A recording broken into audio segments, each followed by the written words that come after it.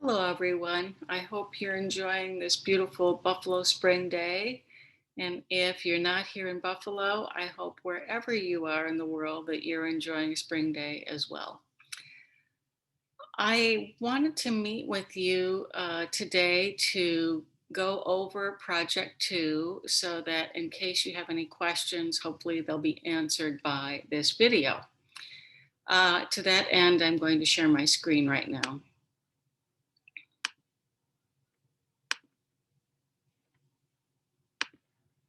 Okay, here we go.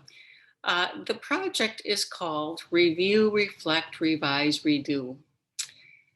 You have done a tremendous amount of work this semester, whether you realize it or not.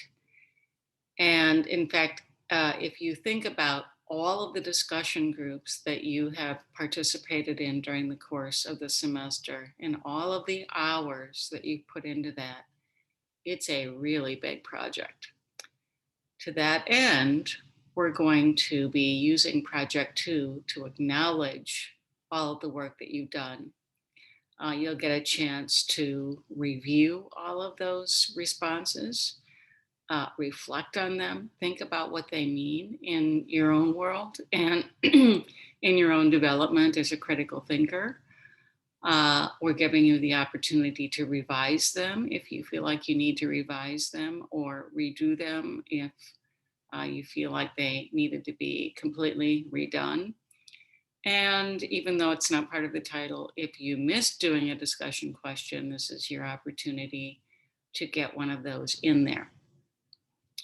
Okay. There's a method to our madness here. The UB curriculum capstone portfolio is a graduation requirement. One of the things that happens with this is that every course that you take that's part of the UB curriculum needs to in some way be acknowledged in that capstone portfolio. So we're going to help you do that very easily by requiring it as part of the course. So this project is going to help you to develop the piece of the portfolio that you would need for this class. We have a number of objectives. I will be reading them here and expanding on them if need be. So we want you to use the diversity and design discussion questions as a means of thinking, communicating, and evaluating, which you've already done, but this is another opportunity to reflect, which we so often don't get the chance to do in our very fast-paced environment. We want to reinforce the critical thinking methods that you employed during the course of the semester. We would like you to hopefully understand the value of reviewing, revising, redoing, and editing. It's a very important part of professional life. And so often when we're in school, we're very rushed, so we don't take the opportunity to do that. But definitely you will have to do that when you're working in your professional world. Pardon me. We would like you to use images to enhance your interpretation of written text. Our world is so visual, and one of the ways that that we need to communicate these days is through the sense of the visual. We would like you to reflect on the questions and the responses that you've developed this semester as a collection rather than as single entities. So you've no doubt sensed a kind of dot-to-dot connection between the discussion questions, but I don't know if you've really thought about it until now. So we're asking you to do that as well. And then we would like you to prepare a project to be used for the UB curriculum capstone portfolio, as I explained earlier. Pardon me, it seems like every time I make one of these videos, I get a cough. I don't have COVID, I've had all my shots. All right, project. Develop a document that compiles all of the discussion questions for the semester along with your responses to the questions. Accompany each question or response with a relevant image. Whether you accompany the response with an image during the discussion period or not, now you need to accompany every response that you have with a relevant image.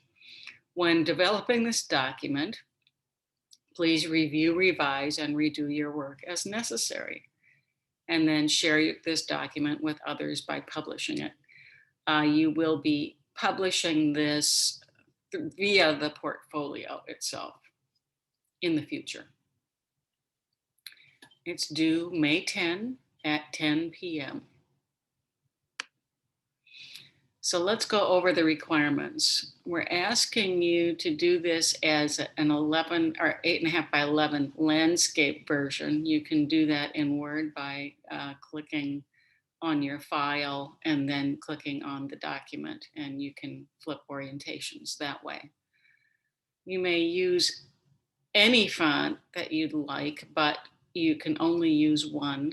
And we ask you to use various weights and sizes throughout the document to set up the hierarchy that you need in terms of textual hierarchy. We ask that you not use decorative fonts like Comic Sans and Hobo Heavy, those kinds of things. The font size should be between 8 and 12 points so that it's not overwhelming, but it's legible. And we ask you that the spacing is somewhere between 1.15 and 1.5 for most situations. We ask for flush left, ragged right, so that we have ease of reading rather than these justified things where the words get really spaced out. And then the final format for this is Microsoft Word. Eventually, you'll turn that also into a PDF. Okay, now I'm going to go through the various parts of the document. We're asking you to develop a cover page for this. And the cover page should have the following information on it: University at Buffalo, State University of New York, ARC 211, American Diversity and Design, Spring 2021. The title of this is Online Discussion Questions.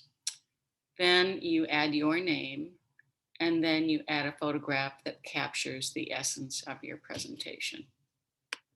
Here's an example. This is from last year. Isabel gave me permission to share her project with you so that you can see a good example. So in this case, she's got the title, she's got online discussion questions, she's got her name, she's got an image, and these are basic geometric shapes that look like they're very diverse in nature. So she's giving us a sense of the diversity of shapes, and then she's crediting the image, which you always should be doing on these presentations. Very straightforward. Now let's talk about the document requirements. There's also an introduction page. So we ask you to develop a welcome profile, 200 words or less, that describes you from a, now when I'm talking about 200 words or less, I'm just giving you a ballpark figure. If you are 225 or 175, it doesn't really matter. I'm just giving you a feel for how long this should be. So this welcome profile should describe you from a diversity and design point of view. You might want to think about the course, and when you're thinking about your profile, here are a few questions that you could ask yourself to help you develop this welcome profile.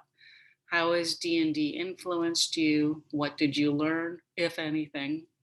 I noticed on the midterm review, there were a few people who said that this was all a waste of time, and I hope it isn't for most of you. I hope it is helping you to reflect on issues that you might not have reflected on without taking the class. What about the course did you find particularly compelling, if anything, and why? Are your viewpoints any different now than they were before taking the class? If so, how?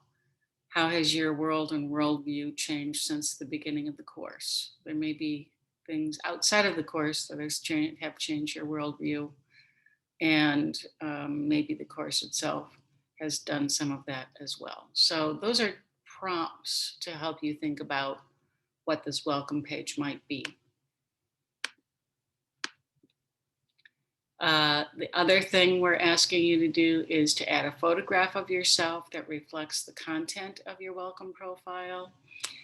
This should be more than, your high school yearbook photograph. This should be something that reflects your D&D self rather than something that's is one of these standard photos. And then on the title, on this welcome page, put the following text.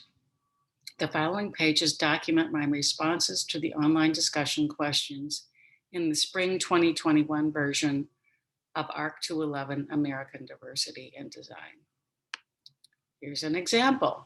There's Isabel, and she talks about how she's a junior nursing student at the University of Buffalo. You can see her responses right here, the text that we asked her to put in.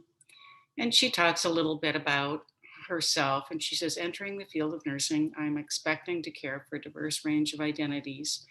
This course helped me to understand the perspectives of different cultures and will allow me to provide culturally sensitive, comprehensive care to my patients. So that's one useful way of thinking about the class. Then let's go on to the discussion question part of this document. Each question should be on a separate page. When you are setting up the questions, make sure that you use the discussion titles that we used in the discussion groups themselves. So each individual discussion item should use the title of the discussion thread. So it might be thread 1, blah, blah, blah. Discussion questions should be included in the pages. So you want to make sure that it's not just a response, but you've also got the question in there too, so the reader can tell what you're responding to. Now, if you'd like, other students' responses to your question can be included if you think that they add thoughtful content to the document, but they are not a required part of this. So that part's up to you. You will see an example in a minute. The text should be formatted like the example provided. You will have several references, and they should be listed as footnotes in the Chicago Manual of Style format. Now let me set up a caveat here. Let's say that you are a psychology major. Many of you are. If you are used to using APA style for your citations rather than Chicago Manual of Style, that's fine. You can use another format. However, whatever you use in terms of your style format, be consistent and stick with that format throughout the document. Photos should be either in JPEG or PNG formats, and the link should be provided. If the image is not an online image, list the name of the photographer. So let's say your mother took the photograph. Your mother should be listed. If you're the photographer, you want to list your own name. And then all sources and links should be placed directly under the image. Here's an example of the discussion question page. So we have week 8 response to article on sports branding. You did not have this article, but the students did last year. So here's the question. And then here is Isabel's response. And here is her image. Very straightforward. But think about, you've got several of these, 20 probably in total. I'd have to count, but it's close to that. My guess is that some of you are going to ask, do I need to include the page where we introduced ourselves at the very beginning of the semester, since I have a welcome page And the answer to that is no. I think that's redundant. So swap out the welcome page for the introduction page. Okay, let's move on. So submission requirements. This sounds tricky. It's not that tricky. You will need to submit this project in 2 places. So first you need to upload both a Word and a PDF version of your project into the Project 2 file on UB Learns. As usual with the labeling, label the document P2 underscore your last name. So in this case, P2 underscore Hernandez. Then, this is for our department purposes, upload the Word version of your project and the UB box in the arc underscore 211 underscore spring 2011 file. Place it in the folder that's called Project 2. In addition, it's really important for you to set up a file for yourself labeled UB Capstone and keep this document there so it is ready to go for your graduation requirement. Now, why are we asking you to do the upload the Word version in the UB box? For the following reasons. Let's say that something happens to your computer. There are 370 students in this, or 60 or 70 students in this class. So chances are somebody's computer is going to crash and you're going to lose all your materials. If I have all of your documents in the UB box, if you need to have them, then you can get them again and I can send them to you. It's very difficult to, and we want them in Word so that in case you need to reformat or do something, it's very easy for you to do that.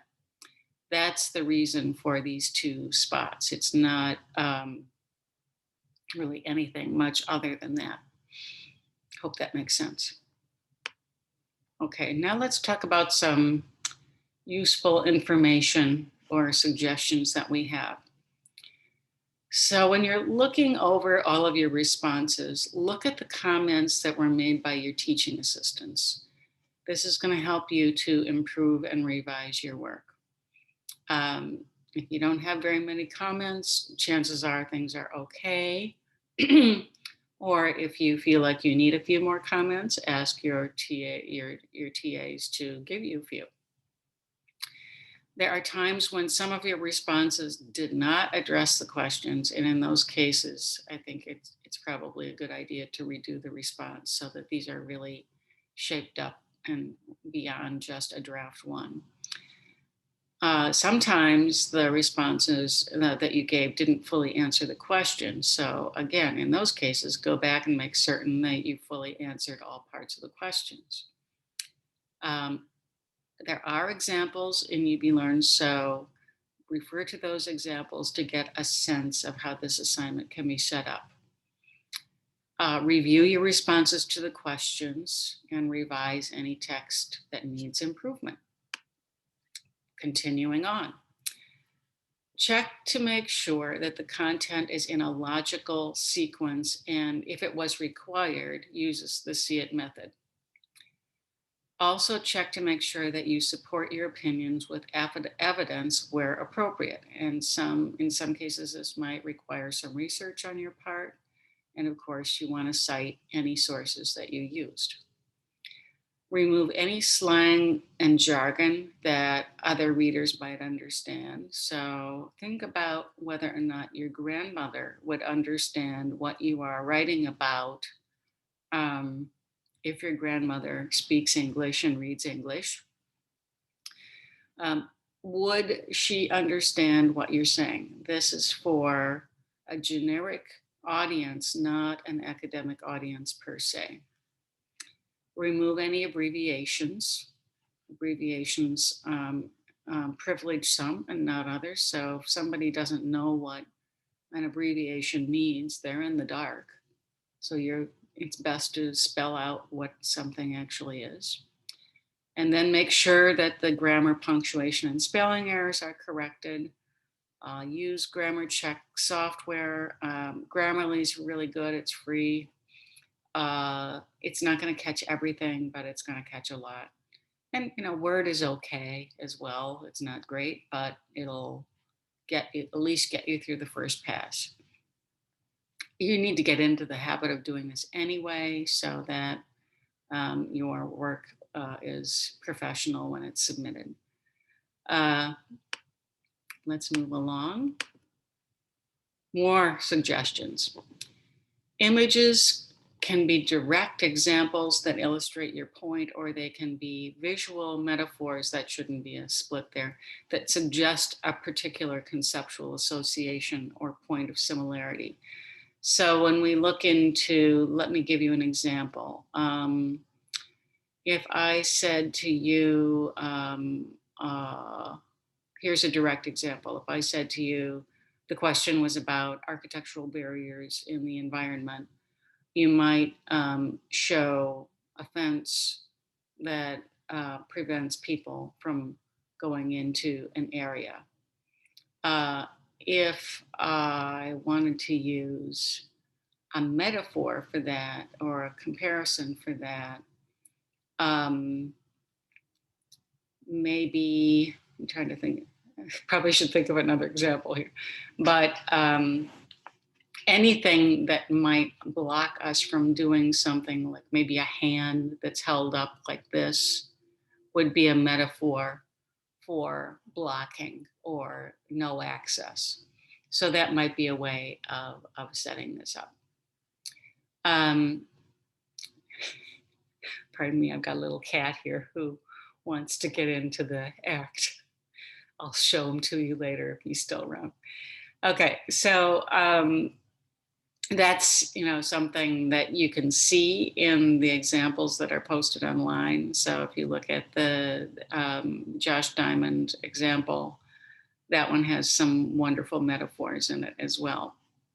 So then once you've got all of your responses compiled into this document, show it to someone you know and ask for suggestions for improvement, and then you can revise that one more time.